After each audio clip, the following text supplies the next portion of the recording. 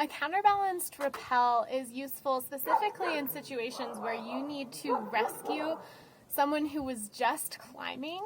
So the main gist of the counterbalanced rappel is I would be on one end of the rope attached to the rappel device. The rope would be redirected through the anchor and down to my climber, and I would have a backup on here. So just like this. I may also choose to use a gree-gree in this scenario. The first thing I want to do is tie a backup knot. Great. And then I'll need to attach a friction hitch to the climber's line. There are a number of ways that I can do that. I could use a sling, or I could, if I did have another shorter sling, such as the Sterling hollow block, I could attach that over there. And I can use a cordelette. I'll use a clem heist, make sure it's clean, and make sure it grips.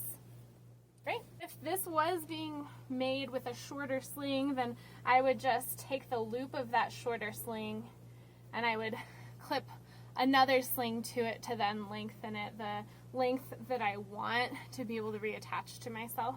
Or I could use the back side of my personal tether. In this situation, I'll kind of measure out how long I want it and clip it back to myself directly to my belay loop with a locker here. Great. Clean this up if I want to. I can control my climber's descent with this friction hitch grabbing his line. So once I'm ready to go and I've double checked everything, I can now begin to descend, and this friction hitch will bring him down with me as the rope runs through the anchor at the top. So I can use a counterbalanced rappel in a single pitch setting and my climber has gotten injured or has become scared and I need to ascend the rope, get to them, rig a counterbalanced rappel, and then lower with them. Another circumstance would be if I am in a multi-pitch setting when I am belaying my climber up to me and something happens to my climber on the way up.